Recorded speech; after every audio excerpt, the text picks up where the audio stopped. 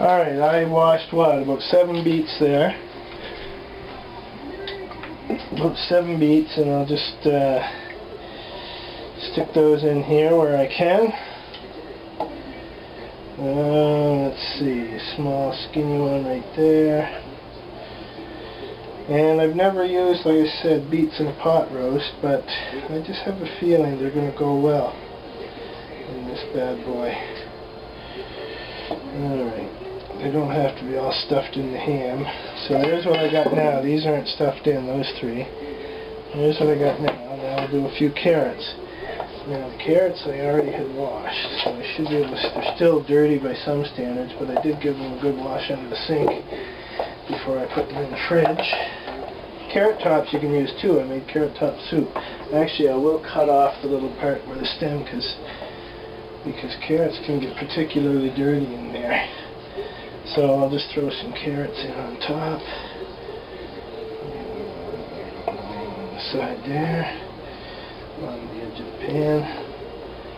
There. Should taste pretty good. The last one, this I'm a little bit afraid will not have enough fat quite, or it certainly, well, it may have enough. It certainly won't have as much as the other ham roast because it was like a regular unbastardized or whatever, not one of these tightly stylized hams, but anyway, it would have had a lot more fat on it than these have, although these do have a bit of fat, so we should be okay, as long as I get enough more moisture coming out of there to cook everything properly, but I think we're going to be alright.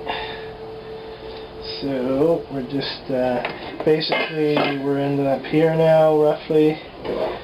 Put a few more carrots in there, always room for a few carrots. Little small ones. I'll be getting more tomorrow in my CSA, so I might as well start using them up. I got garlic scapes in there too, but I'm not going to use those. I'm going to use a lot of carrots. The boys like carrots. And the boys now know that beets are a cousin of turnip. Turnip, that's what I should put in there. The boy loves turnip. I have some in the fridge, but it's not local. Of course, the pork isn't local either. Alright, so next step will be, I think I will put the beet greens in. I gotta wash that. Oh yeah, so one thing I'm gonna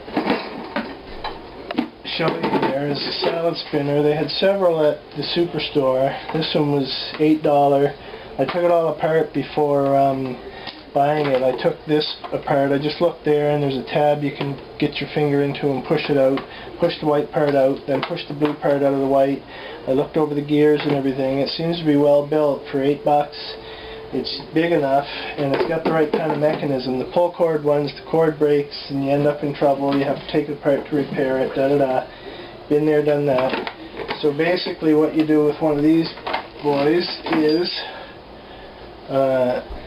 you put water in here and then you wash your stuff. Hold on, we'll put water in there. Alright, so we got a bit of water in there. We got the inside catcher there. And basically, you just take your, these are beet greens like I mentioned, but you do it with lettuce or whatever. Put that all in there. And you can do this at the sink, of course, but see, I'm quite far away from the sink and I can do it perfectly well right in the... Now what you're going to do is you're just going to look through this. If there's a part that's gone bad or whatever, you cut it out. Same as any lettuce or whatever, you know. There's a bad leaf there, I'll just leave it in there. And pick the rest out. The good stuff comes out and goes into the inside part. It's pretty much all looking good here. These are a week old, but they're still in good shape. I cleaned out the drawer and made sure everything was put away properly. Yeah, they're in good shape, these greens. So we're just going through it all. There's 3 that are together.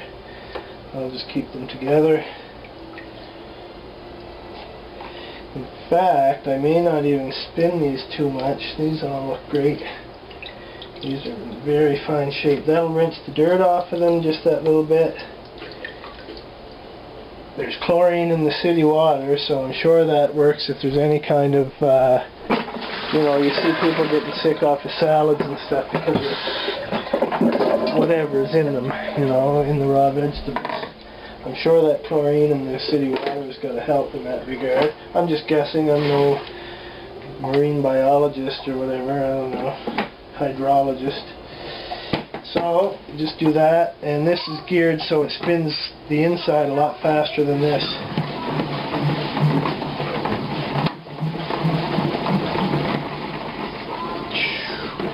So, that'll be reasonably dried off. On the inside it is actually. Now we come back here, and I'm just going to lie, actually I'll just take it all and go like that. There, make it nice and easy. How's that? Take it off, shoot it on there, go grab a lid. Let's see, that is the lid for that. No, it isn't. That's the lid for the steamer. That is the odd size one for the whole set of pots. Alright, so you saw everything that's in there. I'm going to go like that. I already got my oven heated to 4 1/4. I'm going to throw it in the oven in... what do I do after that? I can't remember the exact details, but I'll get those to you and edit it in so you'll get it in due time. It was, I'm just cutting this in after the fact. Preheat the oven to 4 1/4. Throw it in the oven, and as soon as you throw it in, reduce to 350. And my total baking time was 2.5 hours. Yours will vary depending on the size of your ham.